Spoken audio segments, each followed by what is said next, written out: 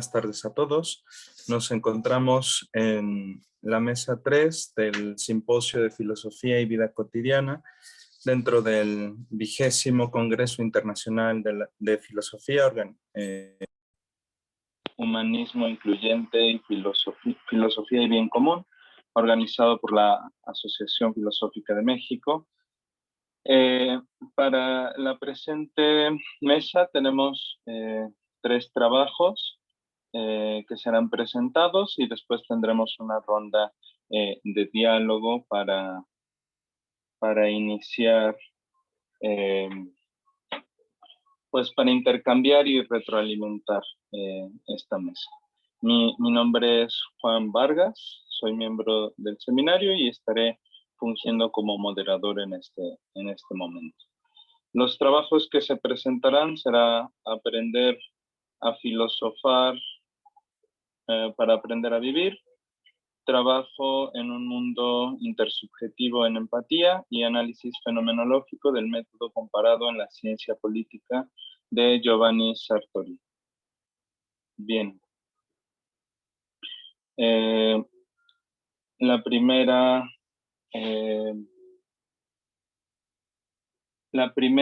de nuestras ponencias será la que se llama Aprender a filosofar para aprender a vivir. El doctor Mafaldo Maza Dueñas es licenciado en Filosofía por la Facultad de Filosofía y Letras de la UNAM, maestría en MADEMS, Filosofía UNAM, y el doctorado en Ciencias de la Educación por la Universidad Autónoma de Chapingo. Es profesor investigador en Chapingo, en la Academia de Filosofía, miembro de la Asociación Latinoamericana de Filosofía del Deporte y autor de varios libros y publicaciones. Carla Portela Ramírez es doctora en Filosofía por la Universidad de Guanajuato, docente, asesora filosófica y escritora, miembro fundador de la Casa de la Filosofía, integrante del grupo Filosofía en la Ciudad, ambos proyectos para la divulgación de la filosofía. Sus líneas de investigación: filosofía de la educación, filosofía de la técnica y filosofía sobre el trabajo. Sean bienvenidos todos y pueden proceder a la presentación de su trabajo. Muchas gracias, Juan. Voy a compartir pantalla también. Aprovechar para saludar a todos, esperando que se encuentren muy bien en su lugar de origen. Como vimos en alguna de las mesas de la mañana, que no todos estamos aquí en México. Y también agradecerle a Eugenio Huarte por su gestión de este simposio en un tema tan importante que tiene que ver con la filosofía en la vida cotidiana. La ponencia que vamos a ver tiene por título Aprender a filosofar para aprender a vivir. Y aquí ya nos referimos no a la enseñanza netamente académica de la filosofía, ni en prepa ni en licenciatura, sino aprender a vivir desde muchas posibilidades, desde muchos caminos y desde todos los ámbitos de la vida cotidiana. Y vamos a retomar al menos 2, que es el pedagógico, el educativo, el académico, en algunos alumnos de preparatoria, y otro que tiene que ver con el juego y las prácticas deportivas, que es una de las áreas de desarrollo que he venido trabajando desde hace varios años. Algunas de las conclusiones de la ponencia que van a ver también tienen que ver con la investigación que realicé en el doctorado. Así que, pues muchas gracias a todos y comenzamos. Esta perspectiva filosófica, este enfoque filosófico está también situado desde una fenomenología de la corporalidad sustentada principalmente en Merleau-Ponty, en donde precisamente la fenomenología de la corporalidad tiene que ver con esta relación íntimamente ligada entre cuerpo y mente, entre movimiento y reflexión, y en situaciones, le vamos a llamar situaciones experienciales, como el juego, como las prácticas deportivas.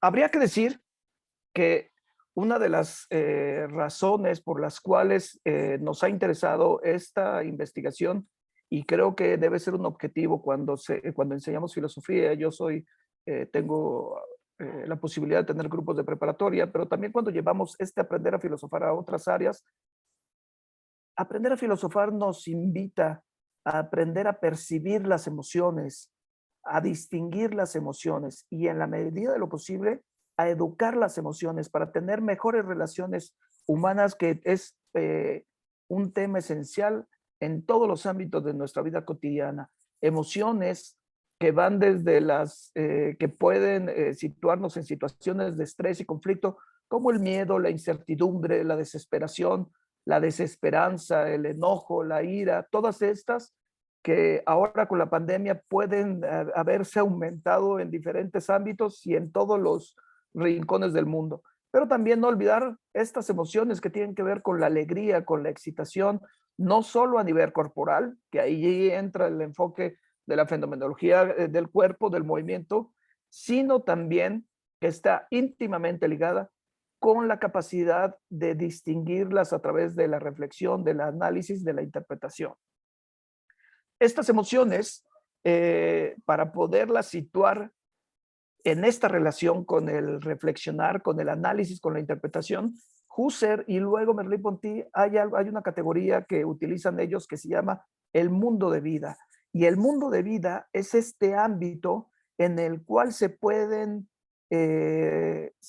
experimentar, se pueden vivir, se pueden interpretar todas las situaciones de experiencia, las situaciones cinéticas, que es una categoría de nuestra investigación, y por situaciones cinéticas estamos entendiendo todas estas situaciones de movimiento en nuestros diferentes ámbitos de la vida cotidiana, que como vamos a ver en unas estrategias de aprendizaje a nivel educativo, influyen para aprender a reflexionar y en otro ámbito que tiene que ver con el juego y el deporte, influyen también con esta relación de aprender, por ejemplo, a través del aprender a filosofar, a apropiarse de actitudes tendientes a la virtud, como vamos a ver más adelante. Y por supuesto, también tiene que ver con un enfrentarse y un educarse en las emociones, que por supuesto también es un aprender a ser y estar en el mundo. De tal manera que aprender a filosofar desde la escuela o fuera de la escuela, o desde el aula y fuera del aula, en nuestra vida cotidiana y con todas las personas que nos relacionamos y en los diferentes ámbitos, está relacionado con situaciones cinéticas, es decir, con situaciones de nuestro cuerpo, de nuestra corporalidad, de nuestro movimiento.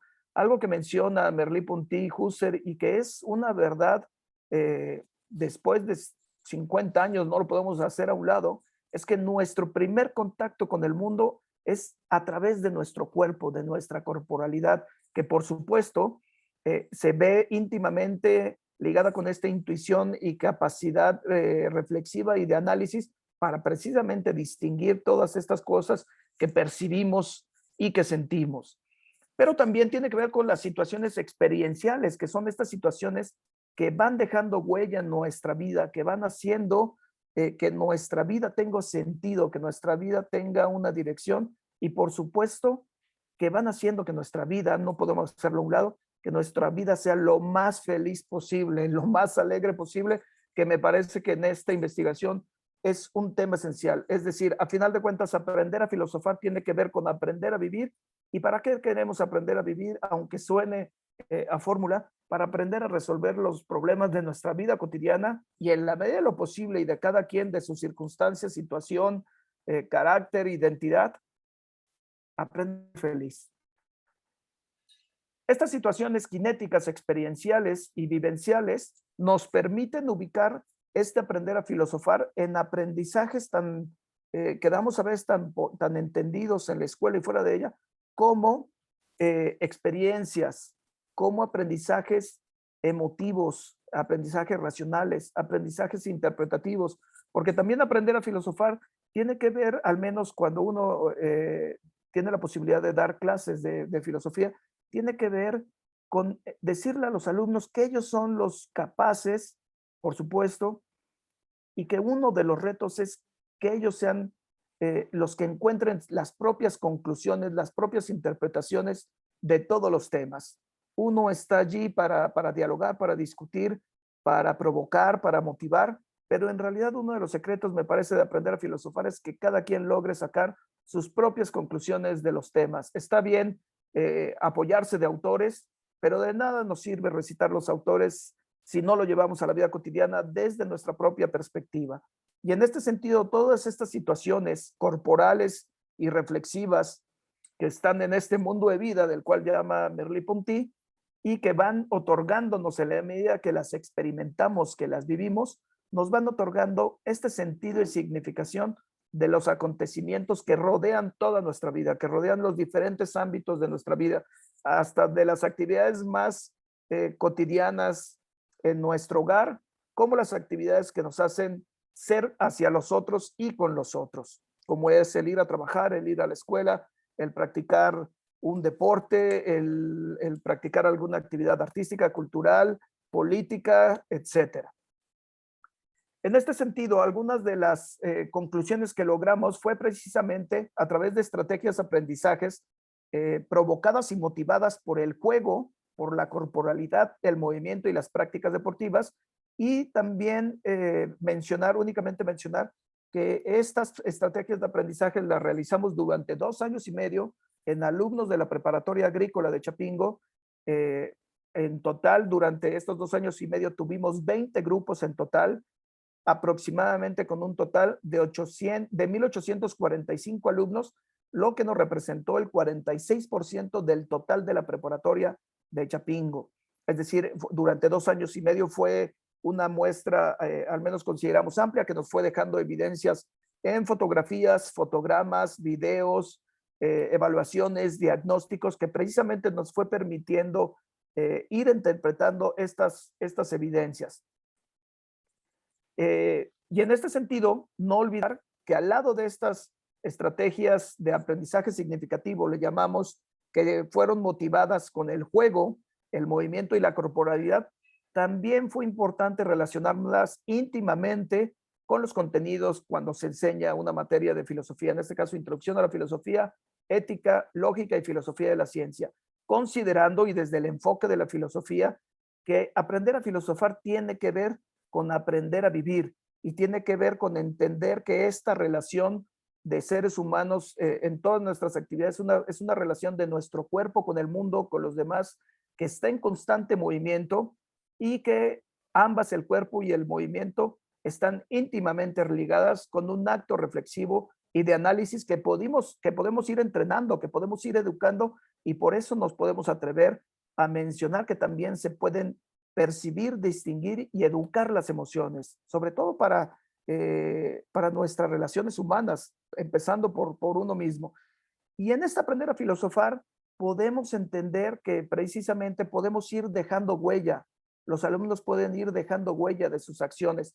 Mencionar que aprender a filosofar y enseñar filosofía, sobre todo en esta época, se debe enseñar filosofía y cualquier conocimiento, cualquier área del saber, desde la esperanza. No olvidar que educar es un acto de amor, como dice Freire, y precisamente cuando educamos con esperanza, por supuesto que hay una motivación corporal y reflexiva que no siempre está dicha, pero que podemos transmitir a con quienes tenemos contacto. Aprender a percibir, aprender a pensar, aprender a interpretar, aprender a generar nuestras propias apropiaciones vivenciales que tiene que ver con nuestras experiencias de vida y con nuestras experiencias con los demás.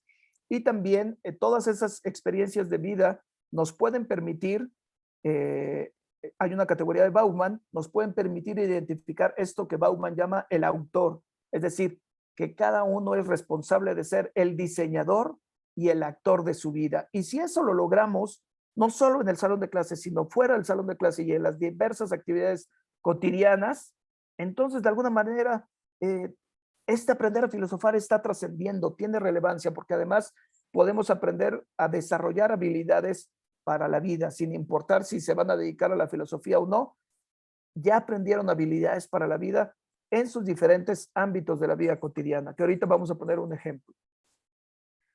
De alguna manera también aprender a filosofar nos lleva a conseguir aprendizajes significativos, que no es otra cosa. Cuando hablamos de aprendizajes significativos, son aprendizajes que dejan huella en nuestra vida de manera marcada, pero además esos aprendizajes están en una relación con las actividades que realizamos, pero también con los otros, que también es parte esencial de aprender a filosofar.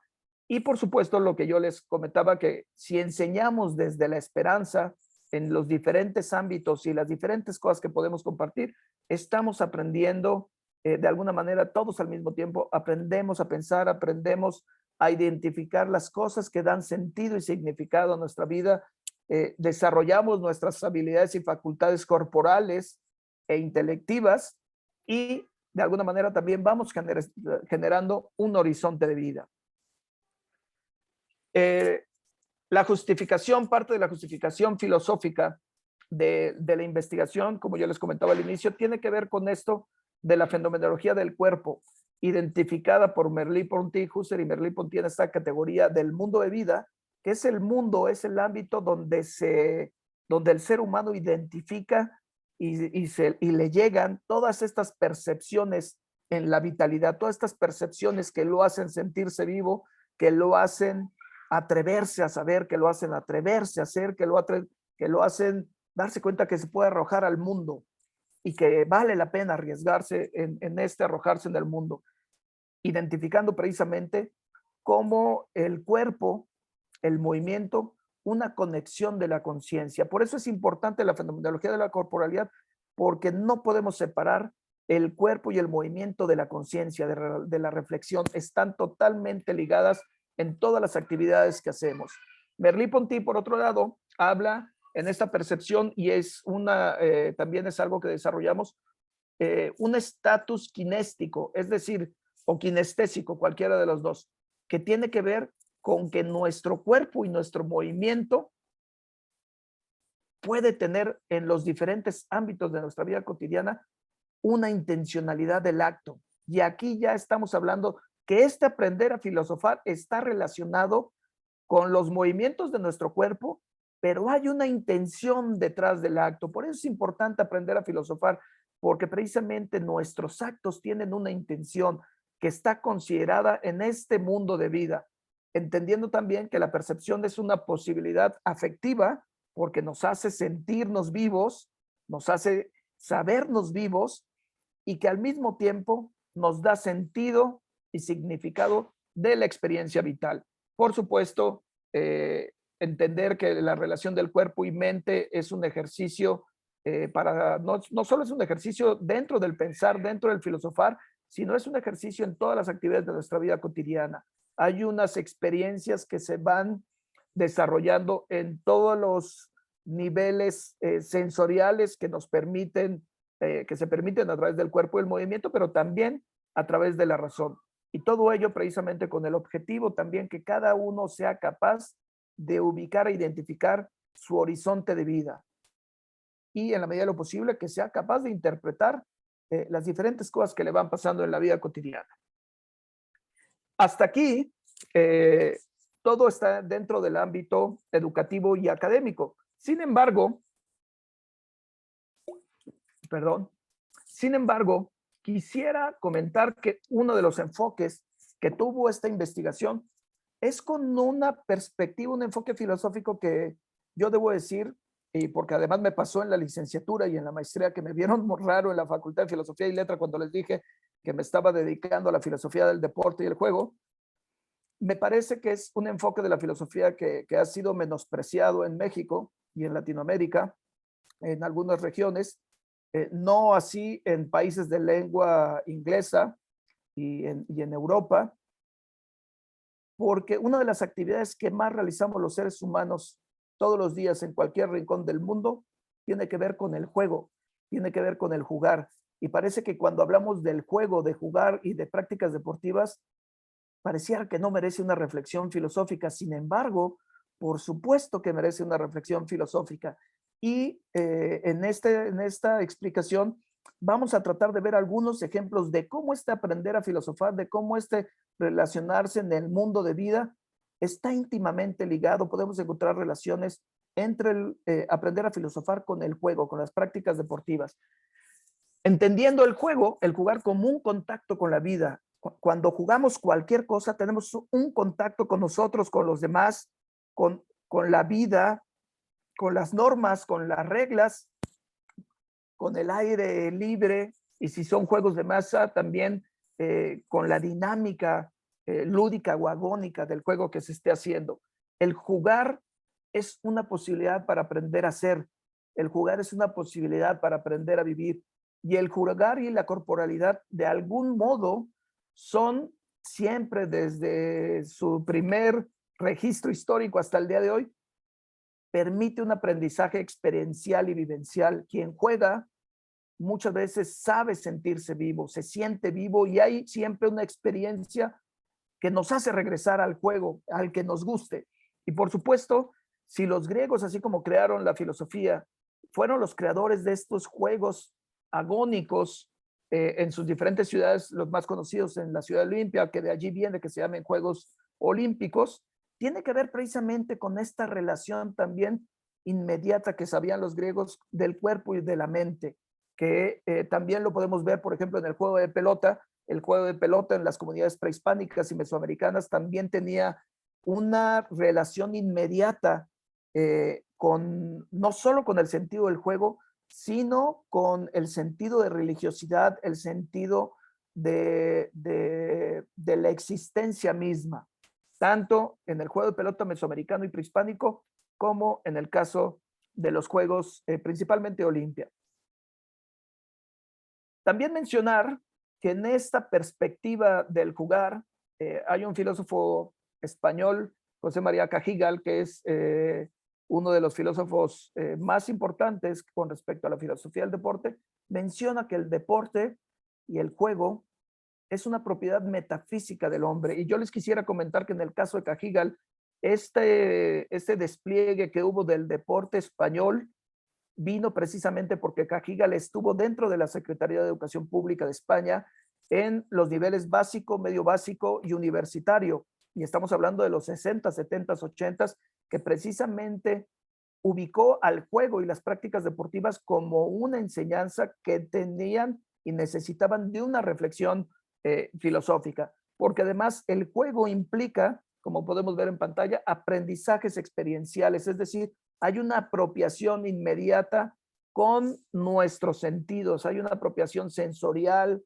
motriz, cognitiva, hay una experiencia que nos hace sentirnos vivos y que también, por supuesto, a través del juego, el que sea, podemos impulsar, aprender, a motivar y a desarrollar nuestras facultades y habilidades humanas, las que son del cuerpo y también las que son la de la mente, precisamente para que esos que aprendemos en el juego luego lo podamos trasladar a la vida cotidiana. Si quisiéramos además encontrar otra justificación de existencia con respecto al juego, Heidegger en sus existenciarios menciona que precisamente el ser tiene la capacidad y la proyección concierne siempre a un estado abierto de estar en el mundo, de ser en el mundo. Se abre a la posibilidad pues precisamente desarrollar estas capacidades del ser, que ahorita más adelante vamos a ver que de alguna manera jugar y practicar los deportes nos abren al mundo, nos permiten ser en el mundo, es un modo de aprender a vivir, es un modo de relacionarlos con los demás, es un modo de aprender normas, de aprender reglas, de aprender actitudes tendientes a la virtud y por lo tanto es un modo de aprender a ser. Les quiero compartir este video, ojalá se pueda ver, únicamente para... Regresamos y ahorita les digo el objetivo. There's no question about that. Look how close they're coming up, right up line to face the opposites.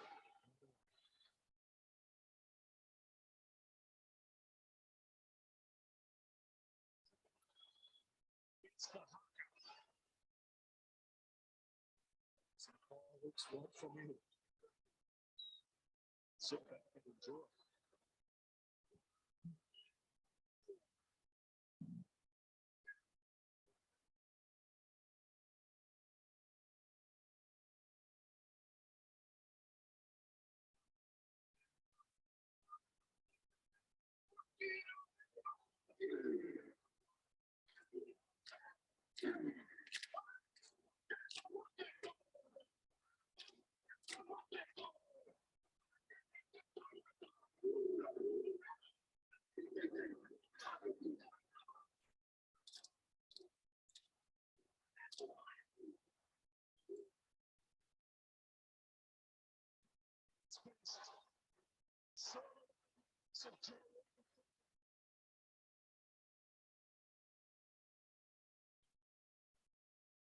is all fired up. The Brett side with the veterans, the Villiers, Toulouse.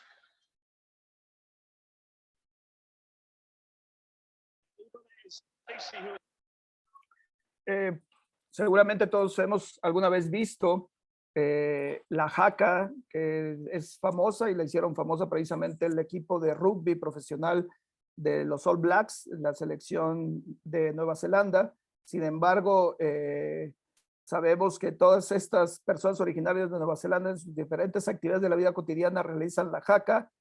Y la jaca precisamente es un canto, lo que escuchamos, es un canto a la vida y es un canto a la muerte. Si buscan ustedes a qué se refiere la jaca, que además hay diferentes, el principal mensaje de la jaca es sentirse vivo. Y aunque estamos hablando aquí de un deporte profesional de alto rendimiento, que además lo podemos experimentar cada quien en nuestros juegos recreativos, amateur, a nivel de la gran mayoría, la jaca permite esto de sentirse vivo. Por poner un ejemplo, no solo estoy hablando de los miles de aficionados del estadio, y del equipo neozelandés, sino también del equipo francés, que hay una respuesta a la jaca de manera corporal, intuitiva, que precisamente a eso también nos podemos referir con sentirnos vivos a través del juego del cuerpo y el movimiento. Pero hay una reflexión detrás de todo ello, que es precisamente lo importante.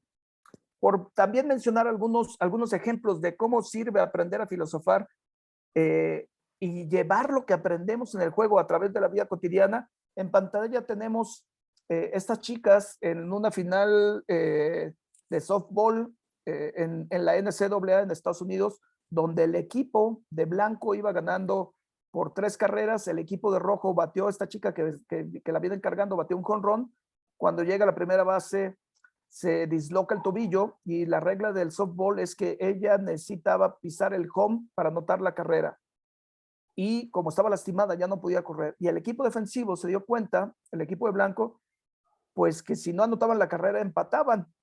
Pero decidieron cargarla y pisó todas las bases y terminaron perdiendo la final universitaria.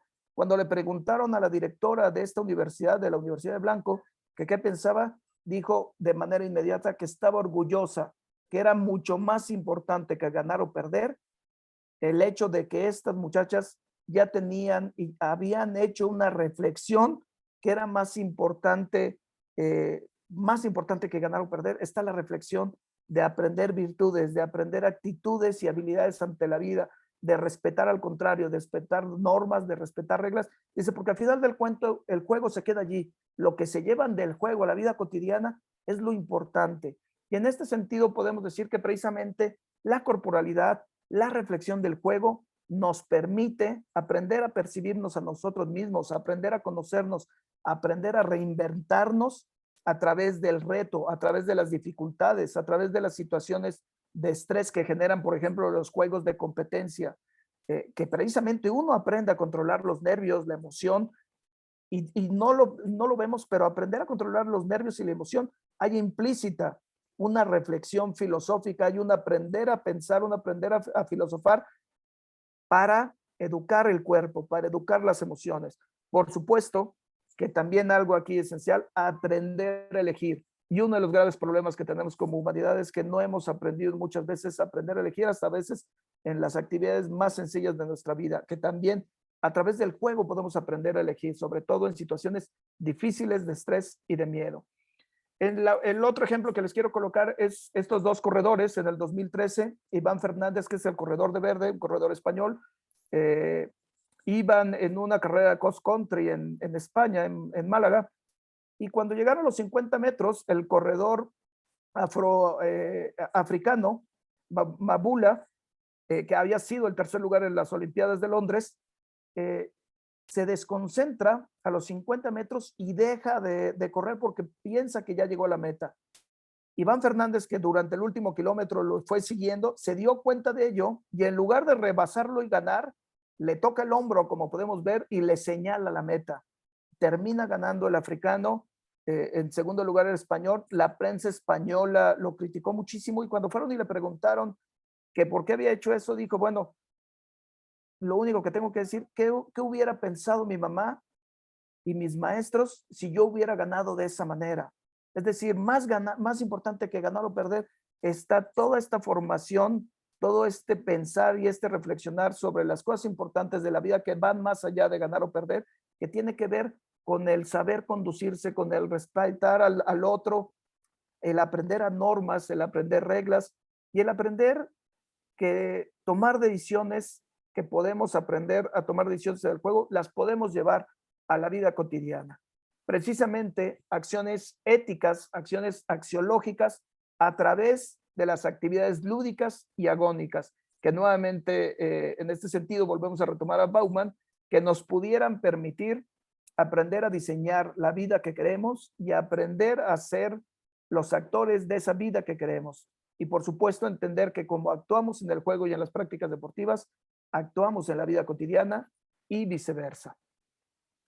Por último, y a manera de conclusión, quisiera mencionar dos categorías que hemos desarrollado en la investigación y que también hemos tenido la posibilidad de publicarlas en algunos artículos.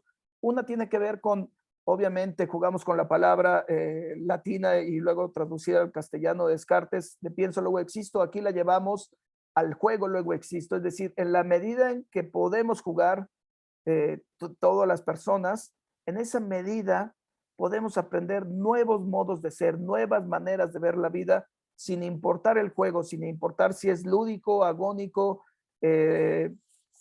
dentro del aire libre o en el aire libre o dentro de un salón, etcétera. Y que precisamente tiene que ver con esta posibilidad de arrojarse a la vida, con una posibilidad de proyección de ser en la vida y de entender que el cuerpo y la mente están totalmente relacionadas en todas las actividades que hacemos y el juego no es la excepción. Y por el otro lado utilizamos la categoría de Heidegger de los existenciarios y la llevamos para crear una nueva, en el caso de nosotros, que sería el existenciario del jugar. Y el existenciario del jugar sería, aquí no lo comenté porque hay varias categorías también previas a ella y varias posibilidades para hacer y para existir, pero entendida este existenciario del jugar como los diferentes modos de aprender a ser y estar en el mundo en el momento que jugamos, pero siempre pensado que lo que aprendemos y podemos experimentar en el juego, lo podemos llevar a la vida cotidiana. Y por supuesto, reinventarse uno mismo todo el tiempo. El juego es, decía Aristóteles, el juego es autotélico, es decir, es autotélico porque tiene la finalidad en sí misma. Y la finalidad precisamente es reinventarse, atreverse a hacer, atreverse a jugar, atrever a divertirse para precisamente aprender a vivir cada día con el mayor de los sentidos y significaciones vitales. Por supuesto, también a aprender a educar las emociones para aprender a actuar en todas las situaciones difíciles de nuestra vida cotidiana, pero también en las situaciones alegres y amables de nuestra vida cotidiana. Y también, para ir concluyendo, educar las emociones tiene también que ver con exponer las emociones desde nuestro cuerpo, entendidas desde aprender a filosofar, sobre todo para identificar luego las emociones que nos hacen sentirnos alegres, que nos hacen sentirnos felices, porque no podemos hacer a un lado que a final de cuentas aprender a filosofar de algo nos tiene que servir para ser mejores personas, para vivir la vida lo mejor posible, al máximo, día a día. Y por supuesto también tiene que ver con entender que la vida, como el juego, como la educación, lo importante es el camino, el proceso, el entrenamiento, la ruta, porque todo ello es lo que nos va definiendo y nos va otorgando el sentido y la significación con nuestra vida cotidiana. Por último, podemos decir en toda esta manera de conclusión, aprender a filosofar para aprender a ser, aprender a filosofar para aprender a disfrutar, a divertirse, a gozar de todos los momentos de la vida, para aprender a enfrentar la vida, por supuesto. Y enfrentar la vida tiene que ver con aprender a entender y a reflexionar todas las experiencias vitales que se nos pueden otorgar al sentirnos vivos y arrojarnos en este ser y estar en el mundo. También, por supuesto, aprender a través de ello a convivir y a vivir con los demás, porque solo en ese sentido podemos pensar en tratar de compartir todo ello con los demás. Y por supuesto, también aprender a filosofar para de alguna manera en lo posible, en la posibilidad de cada quien y en la circunstancia y definición de cada quien, aprender diferentes formas de ser feliz. Muchas gracias.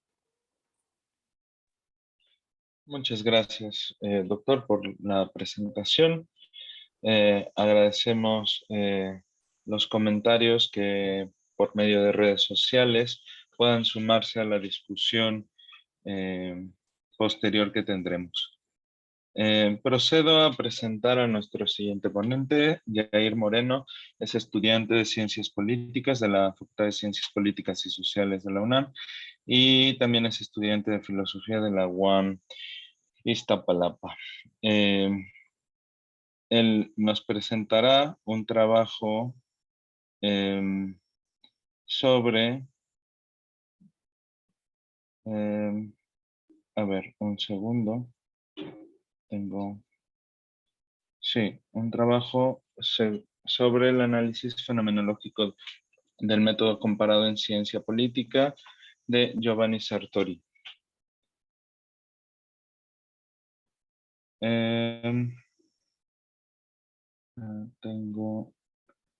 Bien, sí, me comentan, he cometido un error en la presentación. Toca escuchar la ponencia de la doctora Carla Portela Ramírez. Ella es doctora en filosofía por la Universidad de Guanajuato, docente, asesora filosófica y escritora, miembro fundador de la Casa de Filosofía, integrante del Grupo de Filosofía en la Ciudad, ambos proyectos para la divulgación de la filosofía. Ella nos presentará un trabajo titulado precisamente Trabajo en un mundo intersubjetivo en empatía. Adelante, doctora. Gracias. Voy a compartir pantalla.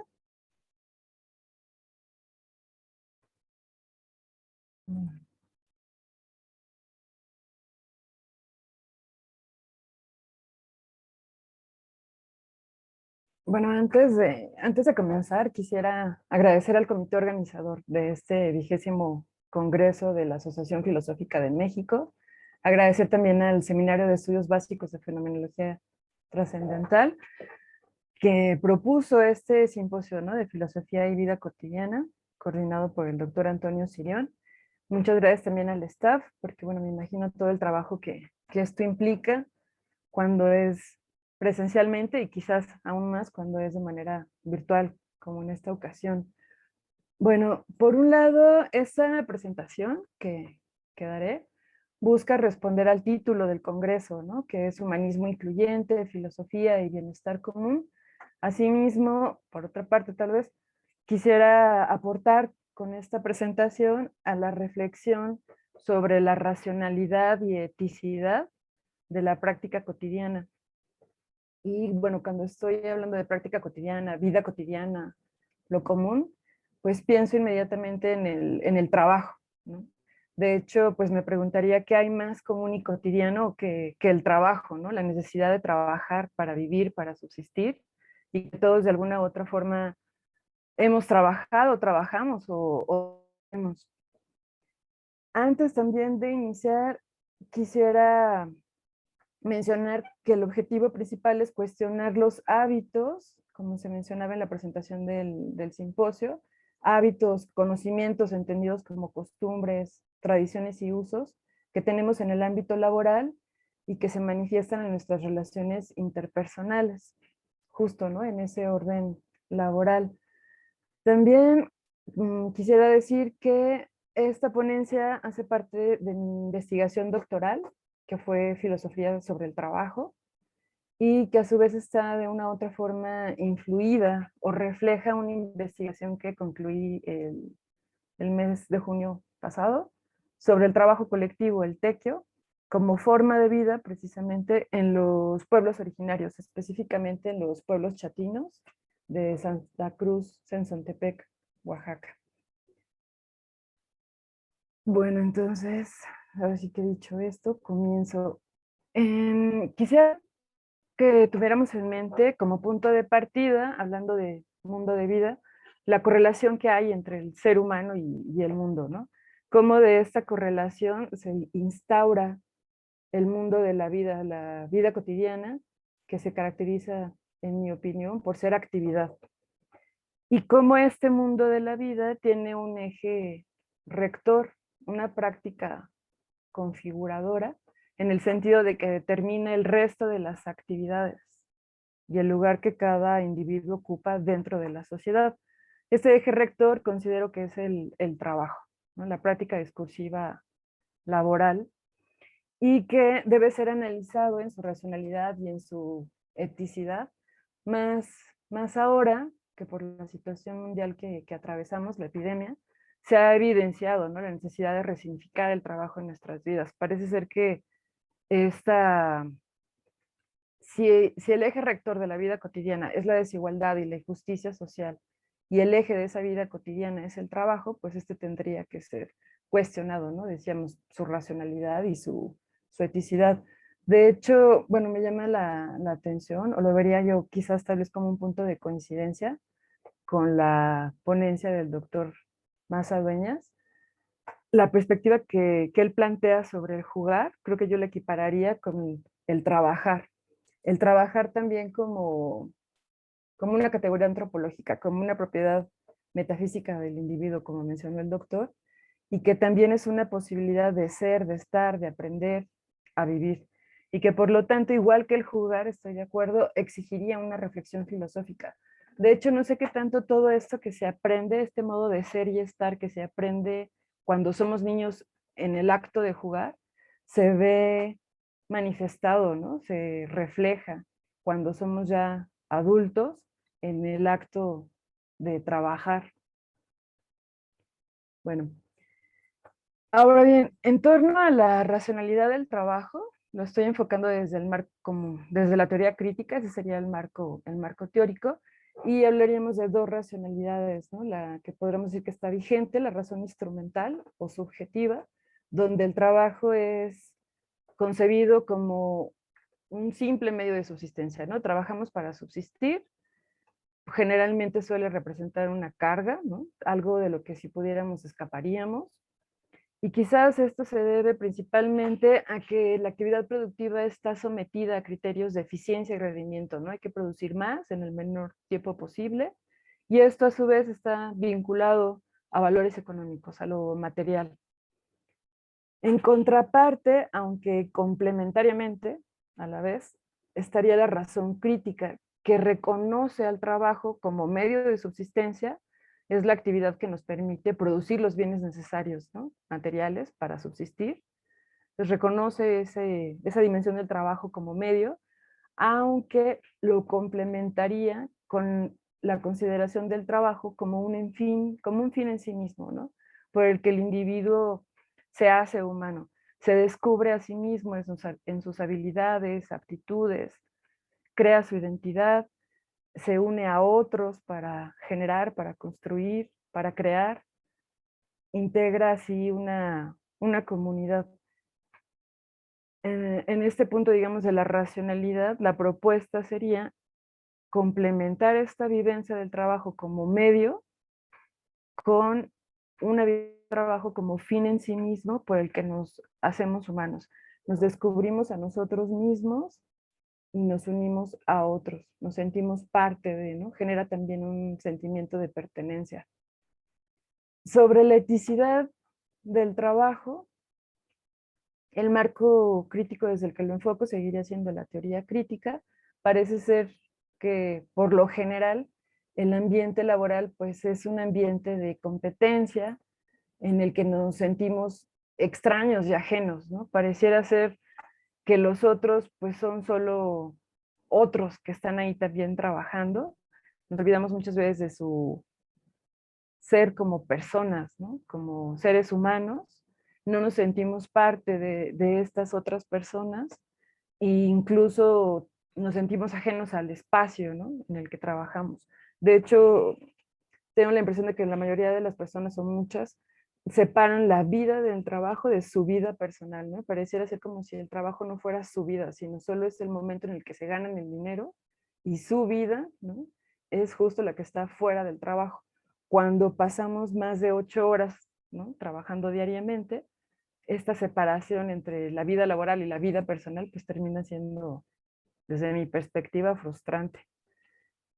En ese ámbito laboral también, parte de esa competitividad, extrañamiento, ajenidad, lo que gobierna es el intercambio económico, ¿no? Si nos unimos a otros o si nos relacionamos con otros, es por la necesidad de un intercambio económico, de un intercambio de bienes materiales. El otro entonces, pues es un medio de subsistencia, decimos, es un instrumento para lograr objetivos individualistas y muchas veces egoístas, ¿no? Creo que esto queda claro con la explotación laboral, la desigualdad en los salarios y demás.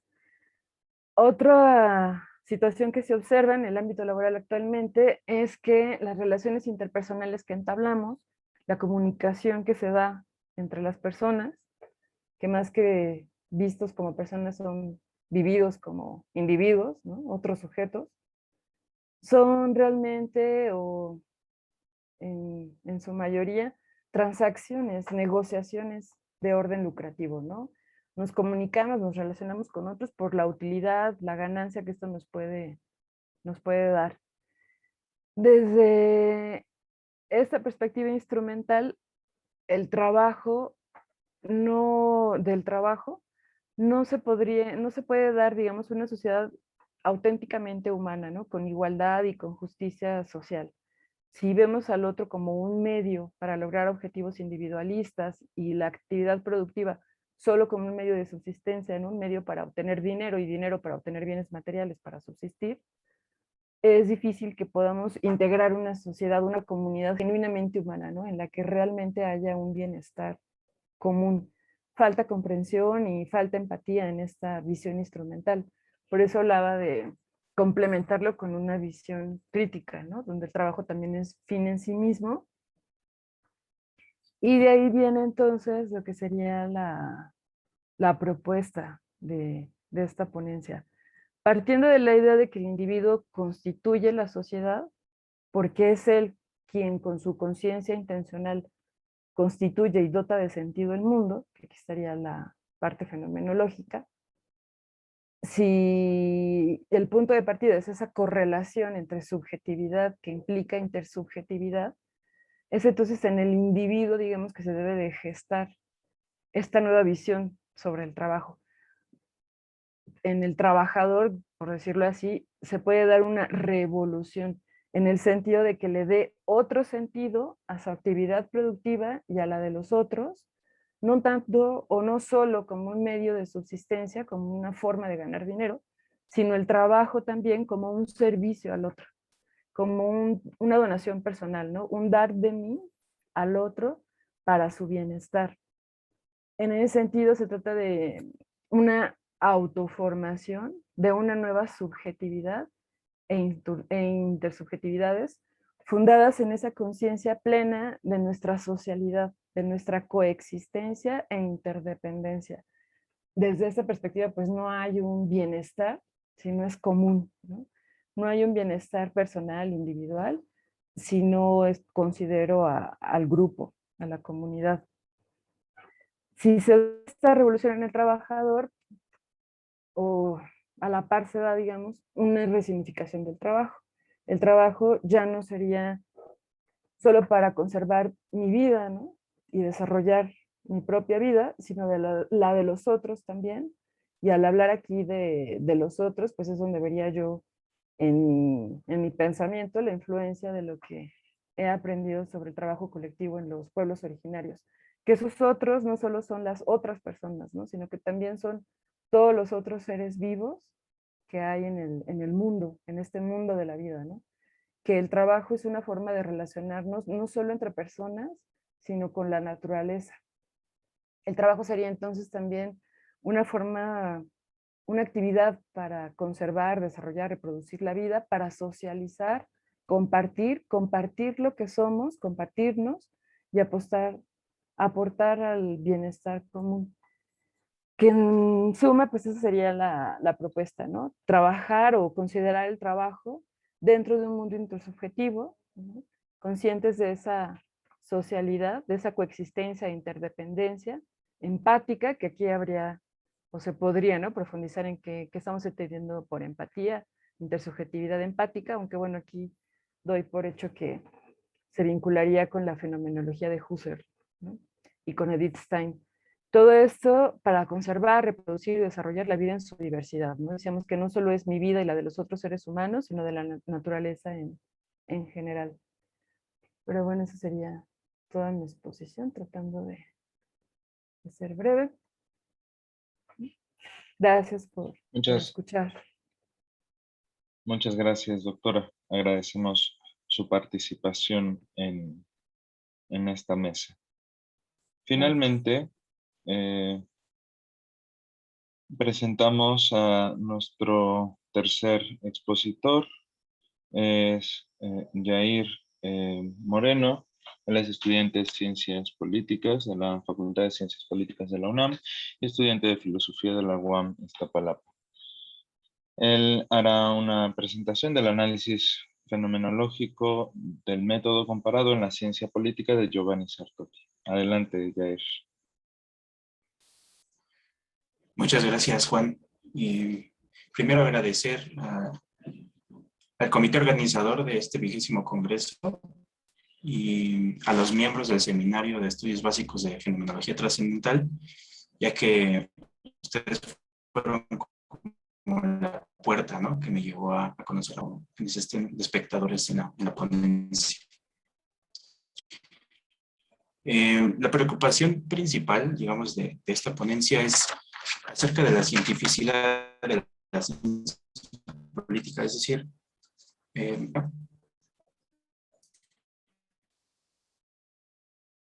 y en ese sentido tiene mucho que ver. ¿Me pueden confirmar si me escucho bien, por favor? Jair, yo te escucho un poco entrecortado, no sé, las chicas del staff si pueden confirmar otra cosa. Sí, de hecho, me llegó el mensaje en el chat. Ahí me escucho bien. Me parece que es mi internet inestable. Sí, Ok, adelante. voy a tratar de continuar así. Pido una disculpa por apagar la cámara, pero parece que es la inestabilidad del internet. Bueno, continuando, mencionaba que, digamos, la labor de la ciencia política está necesariamente relacionada con la cotidianidad, en el sentido de que como personas estamos atravesadas por las decisiones, por los fenómenos, por las instituciones políticas de las que formamos parte. Entonces, en primer lugar, para continuar con la ponencia, voy a hacer un resumen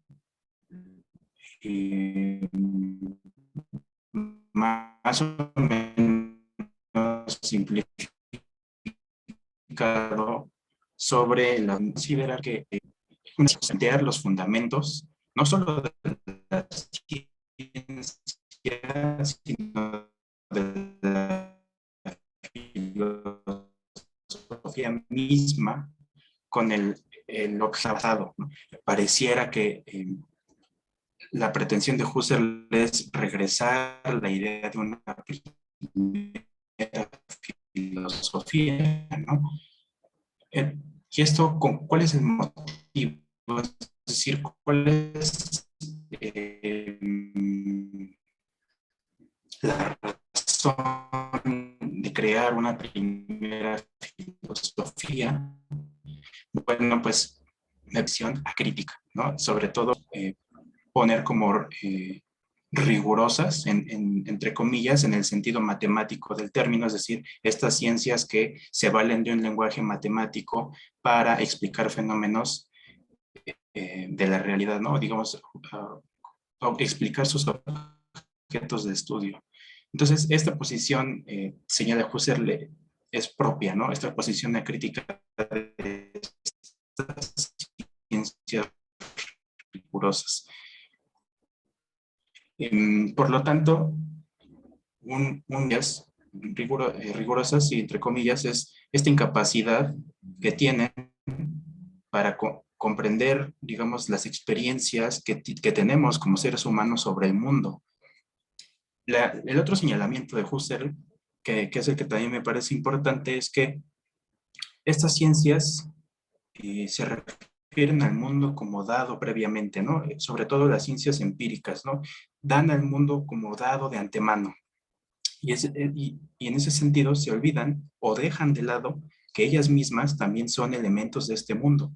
Por lo tanto, esta idea de dar el mundo por sentado también es producto de esta posición acrítica de las ciencias. Por lo tanto,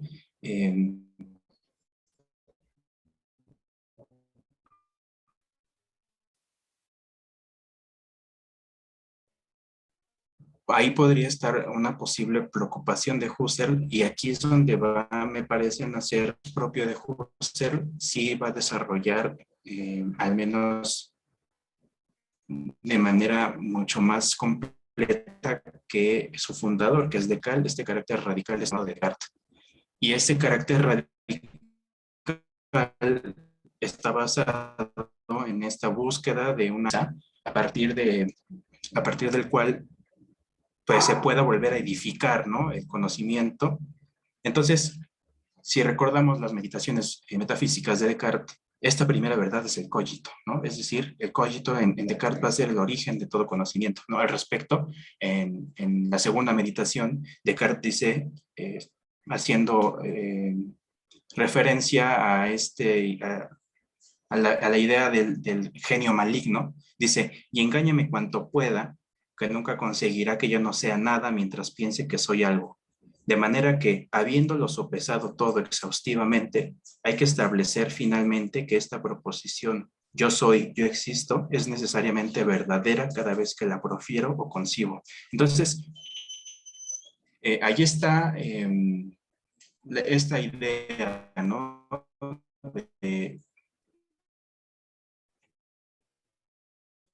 Digamos, una primera verdad indudable a partir de la cual se pueda volver a edificar el conocimiento. Y ahí está otra vez el carácter presente en Husserl. También hay una separación de Husserl con Descartes, ¿no? Es decir, me parece que se va a dar en tres sentidos. La primera es que para Husserl, Descartes no hace distinción entre el acto de pensar.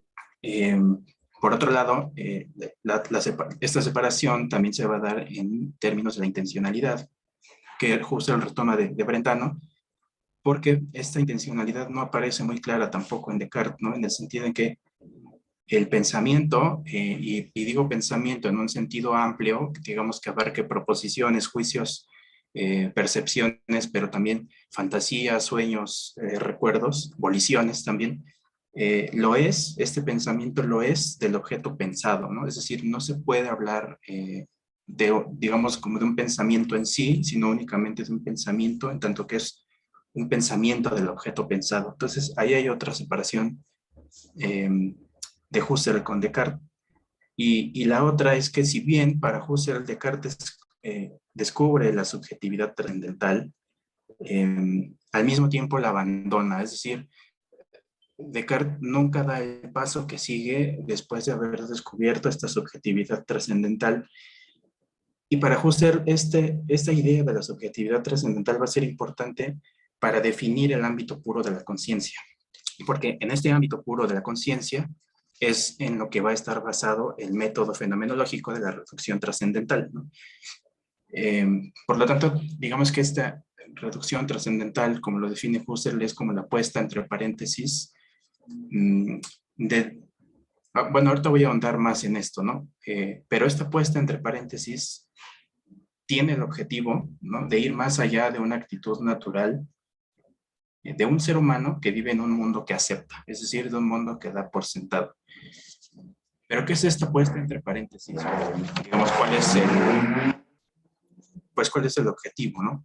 Bueno, el objetivo de la reducción trascendental va a ser llegar a un nivel de certeza indudable, al igual que Descartes. Es decir, aquí está otra vez presente el carácter radical, ¿no?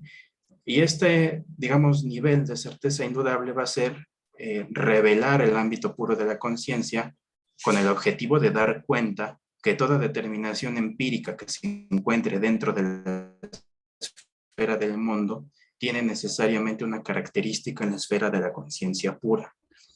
Por lo tanto, la reducción trascendental, entendida como puesta entre paréntesis, es una puesta entre paréntesis del mundo, entendido como un conjunto de existencias efectivas y de aquello que afirme algo sobre estas existencias, es decir, desde una simple creencia hasta la ciencia y la filosofía mismas.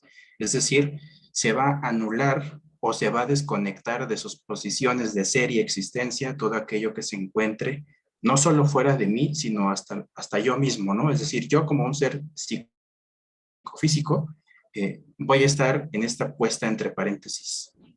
Y esto, bueno, en muchas ocasiones se le ha tachado a Husserl de nihilista, ¿no? Pues porque si se pone todo entre paréntesis, es decir, si desconectamos de ser y de sus posiciones de ser y existencia al mundo en general y a todo lo que tenga que ver con el mundo, el llamado mundo de la vida, como aparecía en la ponencia del doctor Maza, pues ¿qué queda fuera de los paréntesis?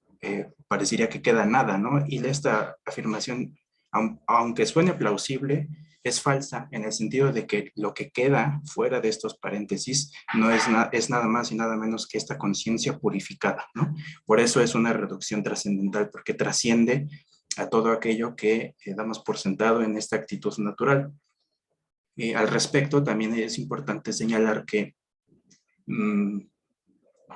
con esta puesta entre paréntesis del mundo, también los juicios mismos son anulados, porque en lógica formal y trascendental, Husserl va a dar una definición de juicio, o más bien va a definir lo que es el juzgar, y para él juzgar es dar validez de ser a algo. Entonces, precisamente el método de la reducción trascendental estaría buscando completamente lo contrario. Con la reducción trascendental y con la aparición de la conciencia pura, lo que se va a demostrar es que el mundo es un correlato intencional de mi vida consciente. Entonces, quizá esto es algo bastante sobresimplificado de la fenomenología de Husserl, pero tampoco hay mucho tiempo para exponerla en su totalidad, pero estos son algunos de los aspectos que me van a ayudar a mí para analizar el tema de la ciencia política. Entonces, pasemos ahora a analizar cuál es el método de la ciencia política, es decir, cómo se hace ciencia política según uno de los politólogos más importantes que ha tenido la disciplina, que es Giovanni Sartori. Para Giovanni Sartori, el método por excelencia de la ciencia política, y quizá incluso de las ciencias sociales, o de algunas ciencias sociales, es el método comparado, o el método de la comparación. Al respecto, Sartori señala que la comparación es un método que sirve para controlar las generalizaciones que hacemos, en este caso, digamos, en la disciplina de la politología, generalizaciones sobre, digamos, la democracia, sistemas de partidos, cualquier fenómeno que esté relacionado con la disciplina. Y para Sartori van a ser implicaciones, ¿no? Él lo llama leyes del tipo sí, entonces. Por lo tanto, aquí Sartori está presuponiendo que el método comparado y la ciencia política como tal tienen una función heurística, lo cual parece ser plausible en el sentido de que si carece de esta función heurística, entonces no tiene razón de ser la ciencia política. Ahora, la crítica que está haciendo Sartori a la disciplina que él mismo ayudó a fundar va en el sentido de que las explicaciones que genera la politología han perdido control, es decir, han perdido el control de las generalizaciones que formula. Y esta pérdida del control se da a través de dos explicaciones que ofrece Sartori. La primera es bueno, se da en términos de la estructura didáctica de las universidades en Estados Unidos, que es por excelencia el referente principal de la ciencia política, al menos aquí en México. Esta estructura didáctica de las universidades se divide en dos, lo que se llama política americana y política comparativa. Y lo que pasa es que quienes estudian la política americana pues se dedican a estudiar su país, es decir, Estados Unidos. El conocimiento que generan está circunscrito a los hechos políticos estrictamente estadounidenses. Y por otro lado, la política comparativa es a los que se dedican a estudiar otros países y en general solo es uno, es decir, pues hay politólogos comparativos, como se les llama allá, que se dedican a estudiar únicamente, por ejemplo, a Alemania, ¿no? Y de nuevo, este conocimiento politológico se circunscribe únicamente a Alemania. Y entonces pareciera que entre las no hay un diálogo como tal, sino más bien se ha llegado a una especie de relativismo epistemológico en el sentido de que cada quien investiga una pequeña parcela de la realidad, ¿no? Entonces, esto quizá pueda ser un problema que voy a desarrollar un poco más adelante. La otra explicación sobre la pérdida del control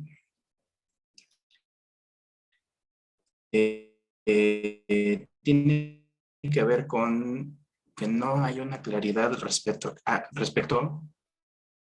de la ciencia política. Predominó un carácter fisicalista en el sentido de creer que el mundo social tiene leyes universales pues que son válidas, lo cual es un error, ¿no? Atribuirlo al mundo social si consideramos que una de las características principales de las sociedades es la contingencia. Entonces, estas dos explicaciones de la pérdida del control que ofrece Giovanni Sartori parecen absurdos dentro de la misma disciplina, a tal grado de que autores, por ejemplo, como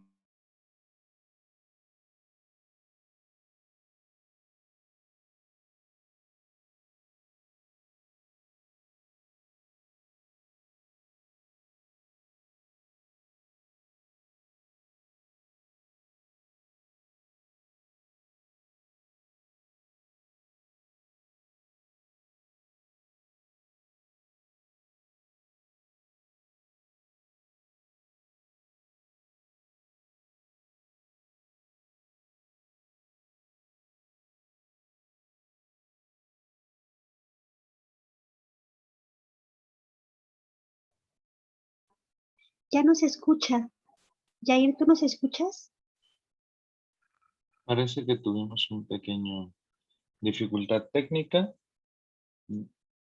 Jair, ¿estás ahí? Parece que se detuvo. Esperemos un momento para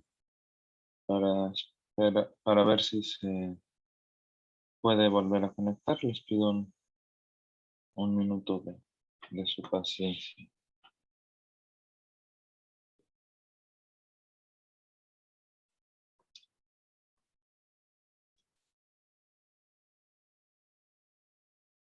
Listo. Jair, te tenemos de nuevo aquí. ¿Nos escuchas? sí, perdón, sí, es que es mi internet. No te apures. Inestable. ¿En qué me quedé? Adelante. Estaba definiendo qué es comparar, ¿no?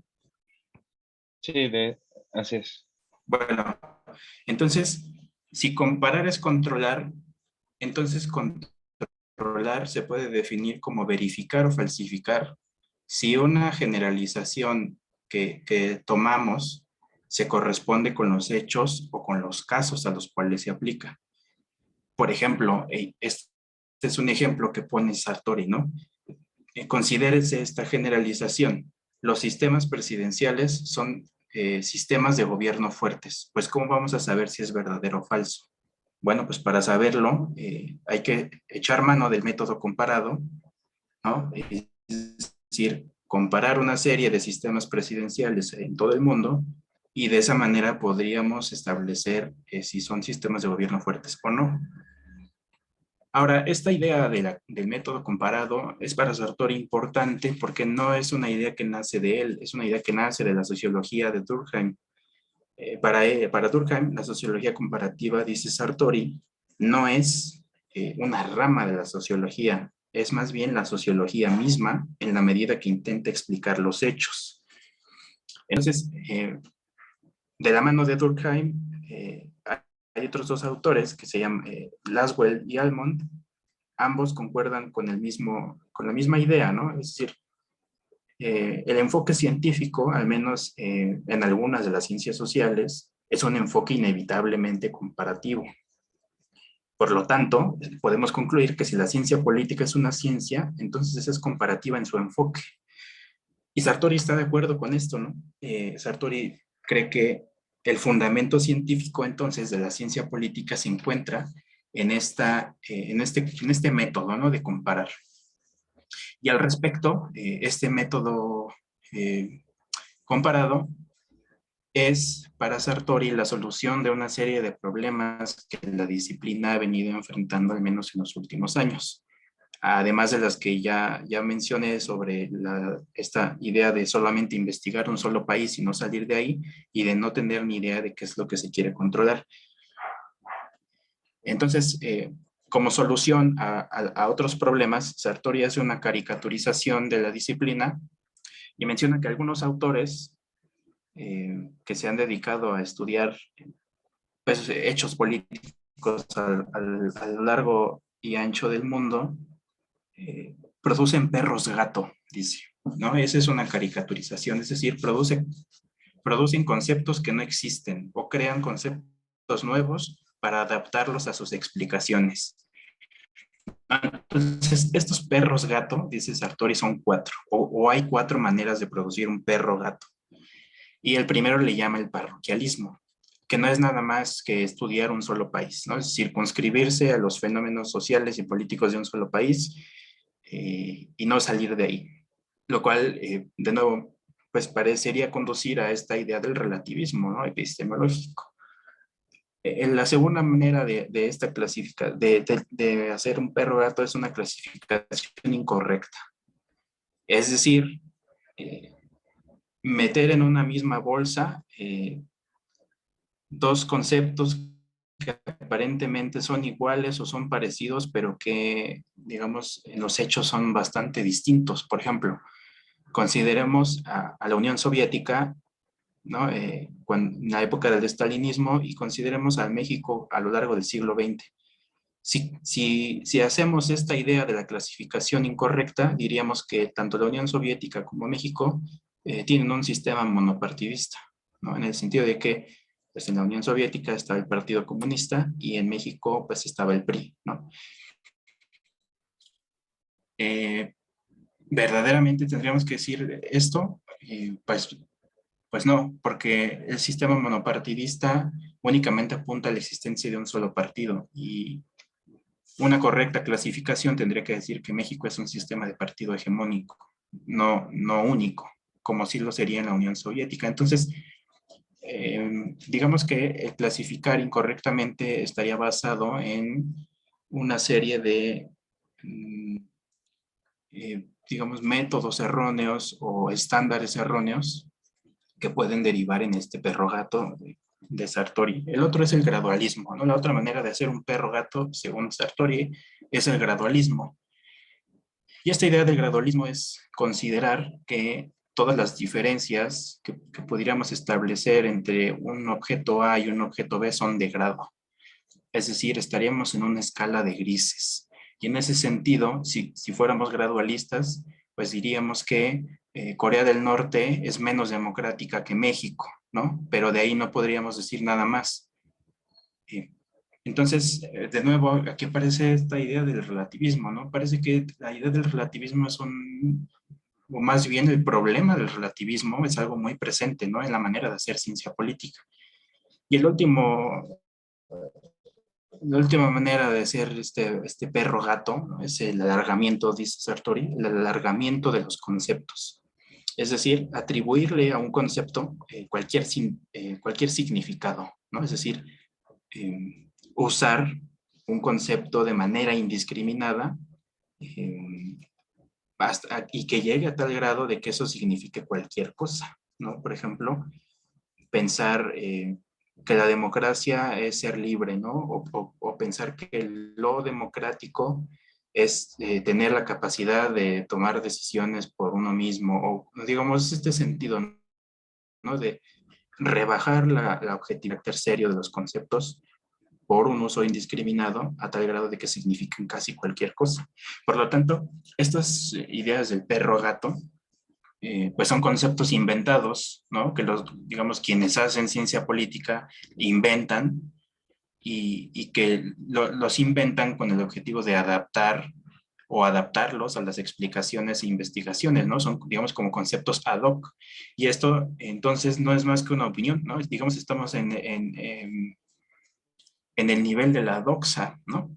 No hay un carácter científico y por lo tanto es una opinión personal disfrazada de eso, ¿no? De ciencia.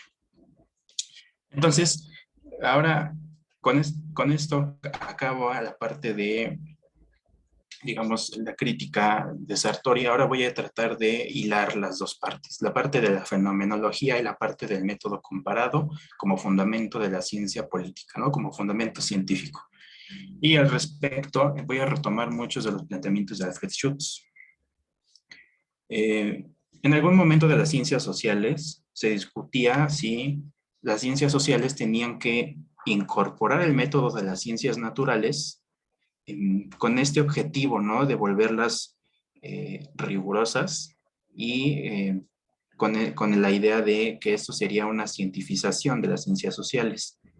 Entonces, esta era como una especie de tesis y también estaba la antítesis que decía lo contrario, que decía que no tenía que tomarse el método de la ciencia social, de las ciencias naturales a las ciencias sociales, porque son disciplinas o son, digamos, pues prácticas científicas completamente distintas, ¿no? Y al respecto se hacía la diferencia entre las ciencias naturales explican y las ciencias sociales comprenden.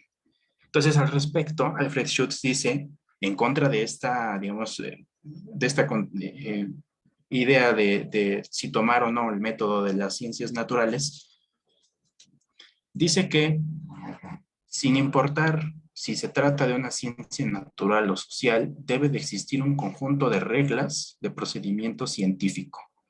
Y este conjunto de reglas, dice Schutz, debe de ser válido para todas las ciencias, sin importar que se refieran a objetos de la naturaleza o a problemas humanos o a problemas sociales. Por lo tanto, este conjunto de reglas tiene que cumplir dos cosas. La primera son principios de control de las inferencias, ¿no?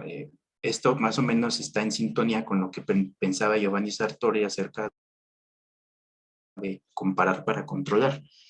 El otro requisito es que debe de tener una serie de ideales teóricos.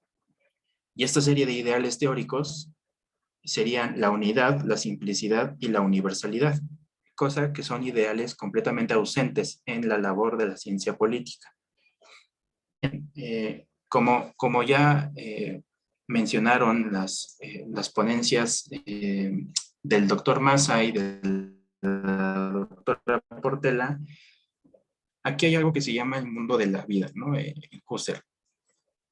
Y entonces, tanto para Husserl como para Schutz, la base de todo sentido de la ciencia es este mundo de la vida, pero es un mundo de la vida precientífico. Es decir, es el mundo de la vida que aprendemos con H en la actitud natural, ¿no? Mientras estamos inmersos en esta actitud natural. Por lo tanto, aquí hay un nexo fundacional, es decir, esta conexión entre la base del sentido de todas las ciencias y el mundo de la vida precientífico es un nexo fundacional que, si bien puede perderse, digamos, mientras las ciencias se van transformando a lo largo de la historia, siempre debe de ser posible aclararlo de manera, bueno, pues completa, digamos, ¿no? Y siempre debe de ser posible aclararlo las veces que sea necesario. La idea de aclarar este nexo fundacional, ¿no?, del sentido con el mundo de la vida es precisamente para evidenciar cómo se ha venido transformando el sentido que este mundo de la vida sufre como resultado de formalizaciones e idealizaciones que son el producto de la misma ciencia. Por lo tanto, si esta clarificación no se logra o se logra de manera insuficiente, y además estas idealidades y estas formalizaciones que produce la ciencia sustituyen al mundo de la vida mismo, aparecen estas paradojas que en la ciencia política, ¿no?, siguen al día de hoy, ¿no? Como pensar que comparar es explicar sin comparar, ¿no? O sea, al grado, o sea, llegamos a ese nivel de... Entonces, pues digamos que en el mundo de la vida, este mundo de la vida no solo contiene mis subjetividades, sí, es el mundo en el que yo me relaciono con él, sino también contiene otras subjetividades con las que también se relaciona y con las que también mi subjetividad se relaciona. Por lo tanto, y bueno, a propósito, antes de pasar a lo siguiente, a este mundo de la vida no solo pertenecen estas subjetividades, sino también están los fenómenos. Por lo tanto, no es mi mundo privado. O sea, no es este mundo precientífico de la actitud natural, es un mundo en donde existen. Por lo tanto, parece que entonces la ciencia política estaría en este nivel precientífico de no poder escapar de del objetivismo, ¿no?, de lo que Husserl llama el objetivismo, es decir, de esta búsqueda de verdades objetivas en este mundo precientífico dado por la experiencia, sin tomar en cuenta que las actividades de la subjetividad son actividades a partir de las cuales se construye el sentido óntico del mundo de la vida, ¿no? Entonces, aquí ya más o menos se puede ir hilando el tema del problema de la fundamentación de la ciencia política con base en este concepto, ¿no? Es decir, toda actividad que realiza pues la politología en general, no solo ha caído en este relativismo, ¿no?, al relativismo epistemológico al realizar ciencia política por país y estar desconectada de todas las demás ciencias, no solo sociales, sino también naturales, sino que también caen en este objetivismo, ¿no?, de hablar, por ejemplo, y buscar verdades objetivas en cuanto a, no sé, sistemas de partidos o sistemas electorales o, no sé, digamos, democracia o cualquier concepto que se maneje en la disciplina. Entonces, pareciera que quien hace ciencia política elimina o cree eliminar esta parte subjetiva o estas actividades de su subjetividad a partir de las cuales construyen, ¿no?, el sentido óntico de este mundo de la vida. Entonces, me parece que si pudiéramos resaltar los problemas más graves del fundamento científico de la ciencia política, estaría en estos dos aspectos, el del relativismo y el del objetivismo, digamos, llevado al extremo, ¿no?, o del objetivismo exagerado. Por lo tanto, la ciencia política al día de hoy es una ciencia ingenua, ¿no?, en este sentido, ¿no?, de producir o de creer que produce conocimiento científico cuando no produce nada más que cuestiones relativas, cuestiones propias para cada país, para cada régimen, sin tomar en cuenta la subjetividad de quienes hacen las investigaciones. Y bueno, ¿por qué parece que esto es importante investigar o por qué parece importante esto y por qué tiene relación con la cotidianidad? Ya a modo de conclusión,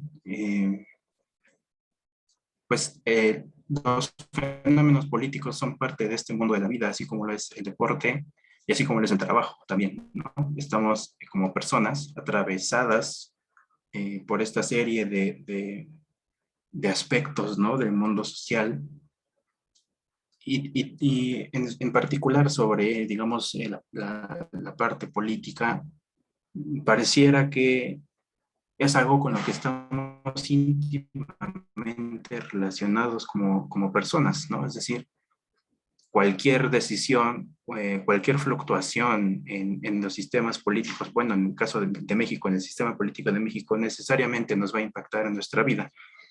Y si tenemos una ciencia que, digamos, vive desconectada de estos hechos y produce, digamos, opiniones y conocimiento relativo y conocimiento a modo y busca esta idea del objetivismo, entonces no tiene sentido que exista la ciencia política. No tiene sentido que todos los días se reúnan una serie de analistas políticos para analizar las decisiones del presidente, ¿no?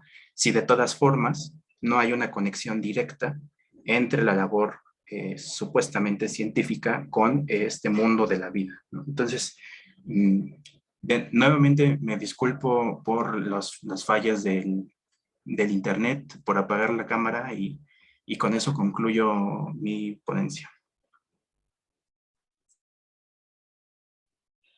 Muchas gracias, Jair. Agradecemos a nuestros tres ponentes las presentaciones y las ponencias que han tenido a bien compartir con nosotros el día de hoy. Bien, pasamos a la sesión, digamos, de diálogo, de discusión. Y bueno, tenemos un par de preguntas de nuestros interlocutores en Facebook para la doctora Portela. ¿Cómo lograr esta revolución en el individuo o quién es responsable de generar ese cambio en la connotación del trabajo? Okay. Esa sería la primera pregunta. Adelante, doctora. Gracias. Bueno, creo que es una pregunta como doble, ¿no? ¿Cómo se logra esa revolución? Pues yo diría que a través de, o en la praxis educativa, ¿no? Digamos que esa revolución en el trabajador sería una reeducación. Así creo que el medio de incidencia de la filosofía es la educación. Y cuando pienso en educación, pienso en pues dos ámbitos en principio, ¿no? La educación formal en las instituciones escolares, en la escuela, y la educación no formal, ¿no? Principalmente en casa, con los padres de familia. Y en lo que podría ser, pues sí, una segunda parte de la misma pregunta, ¿quién es responsable de generar ese cambio en nuestra vivencia del trabajo? Creo que hablando de educación formal en la escuela, el responsable sería el educador, el formador, quien está guiando, ¿no? Dirigiendo esa praxis educativa, en tanto que como, porque estoy pensando tal vez en niños, ¿no? Filosofía para niños, por ejemplo, en tanto que aún no hay esa autorresponsabilidad, ¿no? Sino que la responsabilidad está depositada en un otro. Pero ya en el ámbito de la educación no formal, pensando ya en adultos, o quizás pues desde que uno es joven, adolescente, esa responsabilidad creo que recaería en uno mismo. ¿Sí? Hablando ya de que la formación siempre es autoformación, y estaría pensando en la filosofía de la educación que se presenta en el pensamiento de Wittgenstein. Entonces creo que, en resumen, pues se logra en la praxis educativa ¿no? Que en un principio la responsabilidad recae en quien está educando, en un otro, pero finalmente esa responsabilidad recae en cada uno de nosotros. Gracias. Muchas gracias. Me surge a partir de lo que comenta y en conexión un poco, sobre todo con la primera de las ponencias, en cómo, digamos, entender esta apropiación eh, como de la fenomenología en términos pues de contextos más cotidianos o empíricos. Es decir, a veces pensamos la fenomenología con todo este herramental teórico así monstruoso incluso, y pensar en cuestiones ya de la vida más allá de la percepción o de la empatía o de estos casos que son clásicamente estudiados, como el juego o el trabajo.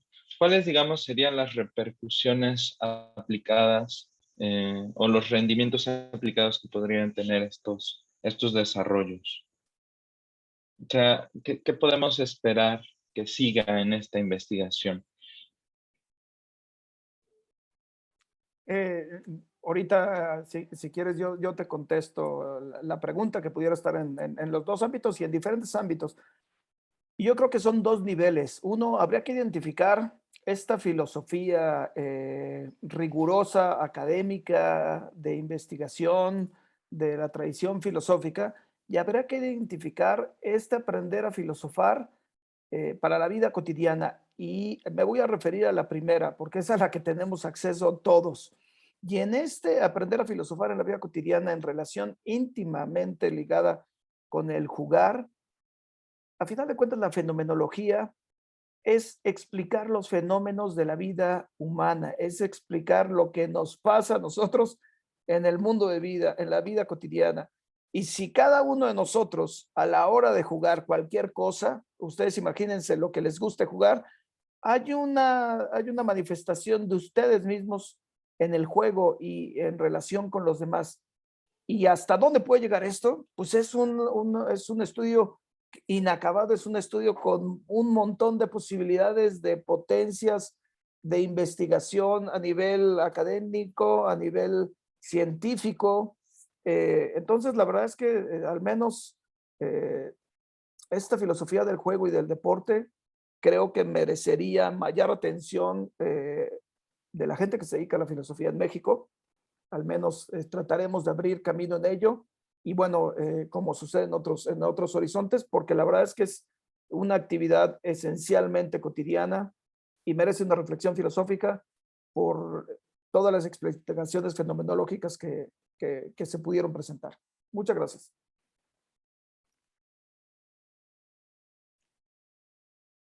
Gracias, doctor.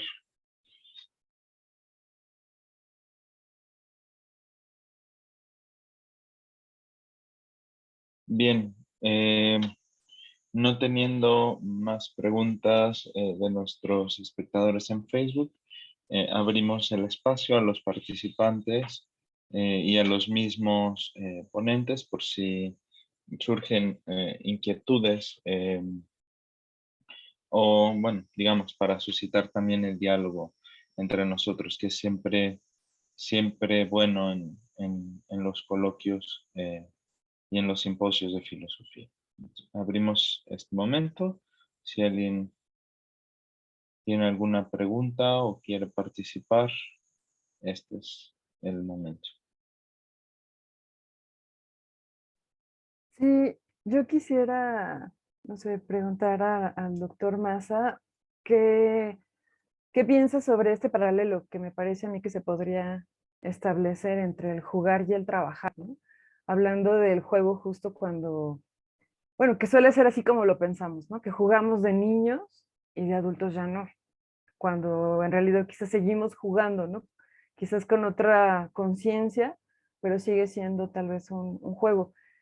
Y cómo todo esto que aprendemos, sobre todo la forma en de relacionarnos con los demás, ¿no? A través del juego, aprender a perder, ¿no? También aprender a ganar.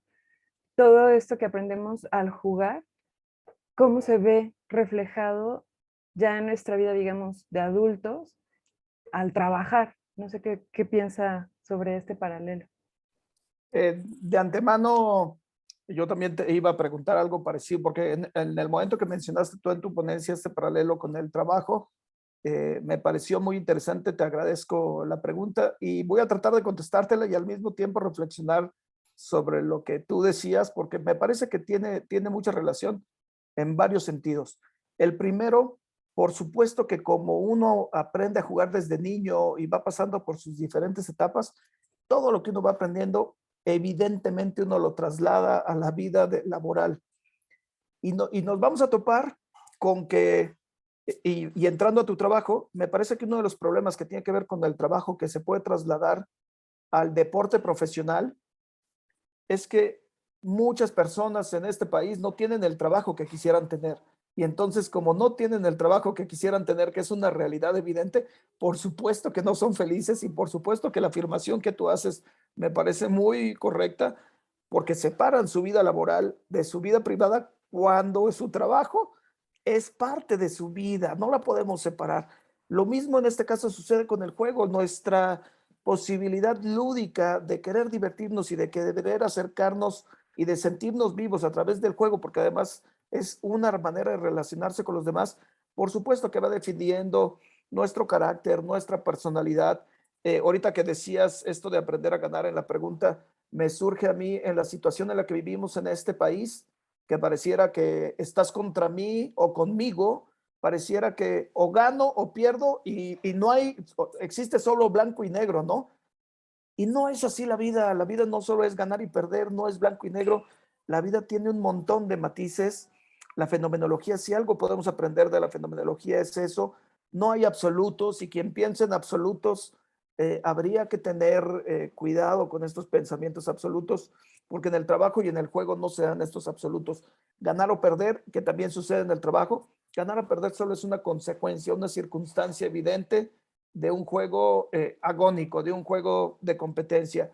Y en el caso del trabajo, yo creo que en la medida en que la mayoría de las personas pudieran tener el trabajo que quisieran, hasta se podrían divertir trabajando, que implicaría una cuestión que su trabajo fuera lúdico también, ¿no? Que me parece que sería mucho maravilloso. Y para quienes damos clase, si lográramos tener un trabajo así, a lo que tú mencionas que sería una responsabilidad evidente con los alumnos y esta responsabilidad para que el día de mañana puedan ir cambiando de circunstancias, lo mismo sucede con el juego.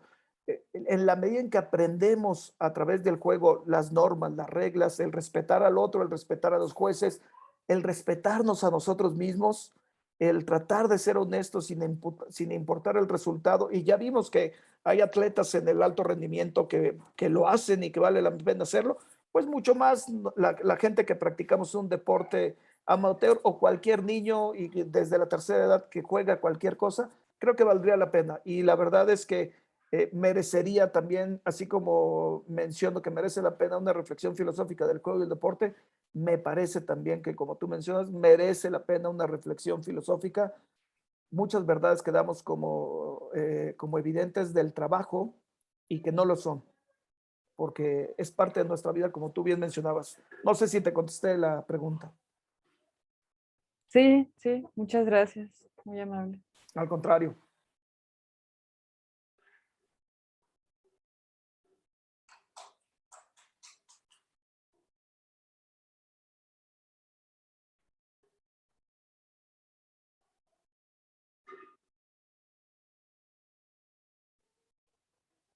Nos quedamos sin preguntas. Muy bien, pues no teniendo más preguntas, agradecemos a los tres participantes de esta tercera mesa del simposio Filosofía y Vida Cotidiana. A nombre del Seminario de Estudios Básicos de Fenomenología Trascendental, agradecemos su interés, su participación. También agradecemos a la Asociación Filosófica de México el que pues haya tenido a bien organizar este coloquio. Con esto damos por cerrada la mesa y pues los invitamos a seguir participando en la siguiente mesa y pues muchas gracias a todos. Felicidades. Muchas felicidades, muchas gracias y que les vaya muy bien. Que Muchas sigan muy bien, gracias. que sigan muy bien Gracias. ustedes y su familia y mucha salud.